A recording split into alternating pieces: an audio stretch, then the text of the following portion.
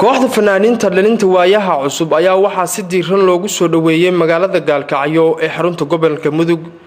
kooxda fanaaniinta oo horkacayay abwaankooda ahna gudoomiyahooda Shiine Cabdilaahi Shiine Khiyaar oo ka soo ambabaxay magaalada Nairobi ee dalka Kenya ayaa waxaa si diiran magaalada ugu soo dhaweeyay qaar ka tirsan suxufiyiinta magaalada Gaalkacyo, dhalinyarada iyo fanaaniinta iyo waliba bulshaweynta ku dhaqan magaalada Gaalkacyo. hobalada da'da yar ee kooxda waayaha cusub ayaa ka soo degay xilli dambe gagada diyaaradaha ee xarunta gobolka Mudug ee magaalada Gaalkacyo. dhalinta waayaha cusub oo martigelin ka heshay saxaafadda Puntland gaar ahaan idaacadda Daljir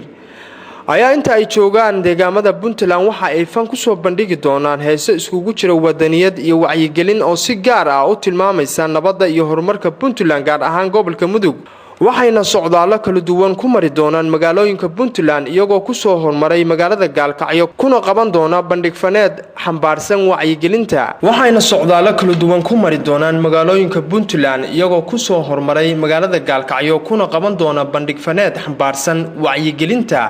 xagga nabadda iyo horumarka gobolka. gudoomiyaha koox faneedka waayaha cusub Shiine Cabdilaahi Shiine Khiyaar oo TV-ga Universal u ramay kadib markii uu magaalada Gaalkacyo soo gaaray ayaa sheegay inuu aad ugu faraxsan yahay imaanshaha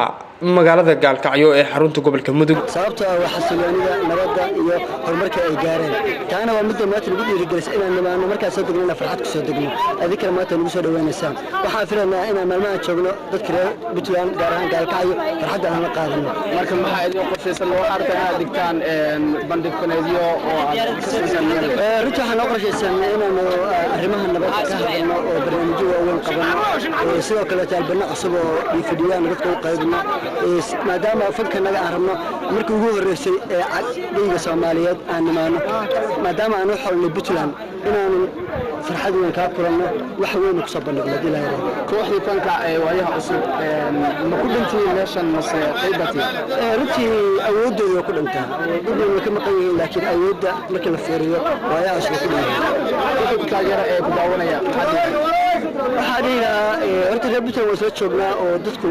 fagaarayaasha waa isku arki doonaa meediyaha waa isku arki doonaa waxaan leeyahay dadka taageera waa idin joognaa waxaan ka ballan qaadaynaa inaan qanxano oo maaragtay farxad iyo nala qaybtaan aad baa maasan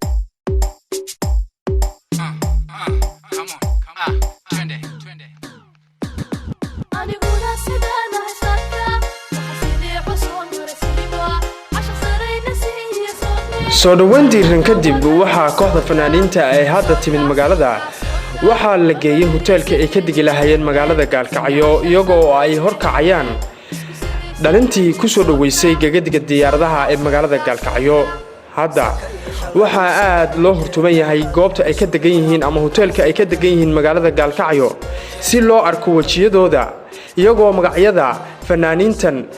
dadku ay leeyihiin hebel ma ku jira hebel ma ka maqan yahay. dadka oo mid u taageeray fanaaniintan cusub oo hadda timid magaalada Gaalkacyo iyagoo isla hebel ma ku jira oo hebel ma ka maqan yahay oo si gaar ah waliba u taageeraya gudoomiyaha ahna abwaanka waayaha cusub Shiine Cabdilaahi Shiine Khiyaar Cabdilwadiif Cabdiraxmaan Warsame telefishinka Universal magaalada Gaalkacyo.